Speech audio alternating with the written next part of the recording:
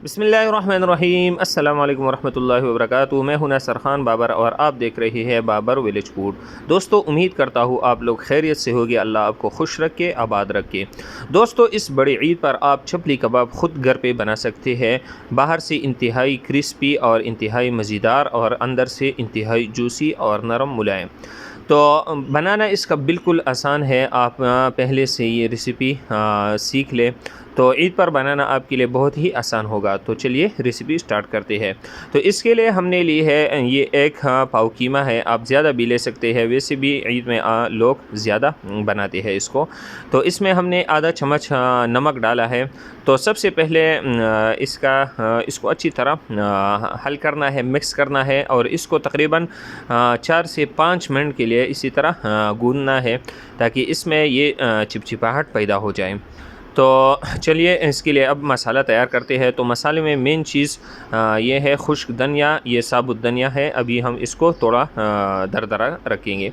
और ये है 1/4 इसमें हम काली मिर्च डालेंगे और आधा चम्मच इसमें ज़ीरा डालेंगे और आधा चम्मच इसमें अजवाइन डालेंगे। तो सबसे पहले इन चीज़ों को अच्छी तरह थोड़ा दरदरा मिक्स करेंगे, जिस चीज़ से आप लोग लहसुन को पीसते हैं उससे। याद रखिए जूसर में नहीं पीसना, उसमें ये खुशबू वगैरह नहीं आती। अगर आपके पास ये नहीं है तो जूसर में भी कर सकते हैं, लेकिन इसे मोटा रखना है। इसी तरह आप देख सकते हैं ये धनिया ये सिर्फ 2 हिस्सों में तकसीम हुआ है। तो यकीन जानिए इससे बहुत ही खूबसूरत बहुत ही मज़ेदार खुशबू आ रही थी। तो आधा चम्मच इसमें हमने लाल मिर्च डाली है और ये थोड़ा सा हमने इसमें ये अनारदाना डाला है। अनारदाना वैसे भी हर मसाले वाले से मिलता है, मिल सकता है आपको, अपने गांव में भी मिल सकता है। तो अब इसमें ये कीमा है, इसको हमने तकरीबन 1 घंटे के लिए रेस्ट दिया था। आप बग़ैर रेस्ट के भी इसे इस्तेमाल कर सकते हैं। तो इसमें प्याज डालेंगे। तो प्याज एक प्याज था, तो इस हमारे अंदाज़े से ये प्याज हमने तकरीबन इसमें 150 ग्राम डाला है।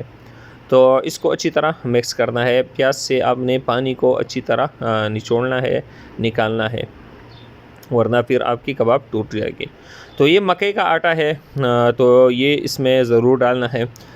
तो मकई का आटा इसमें 4 चम्मच डालेंगे। ये इसमें क्रिस्पीपन भी लाएगा और इसी तरह इसमें ये इसको आपस में जोड़ देगा। तो इसको भी अच्छी तरह मिक्स करना है।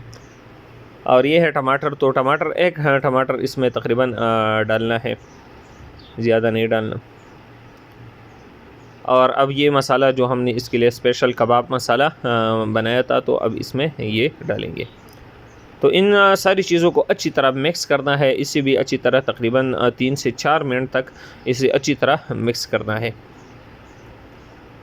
याद रखिए कबाब में अहम चीज़ और अहम स्टेप जो है कीमे को मिक्स करना है। तो हाथों को आपने ऑयल नहीं लगाना बल्कि पानी ही लगाना है और पानी के ज़रिए इसके जो क्रैक वगैरह है जो कबाब के तो वो ख़त्म हो जाते हैं, ऑयल से उतने ही ख़त्म नहीं होते। तो हाथों के ज़रिए अच्छी तरह इसके कबाब बनाने हैं और इसके दरमियान में आपने सुराख रखना है ताकि ये बहुत ज़्यादा फूल न जाए।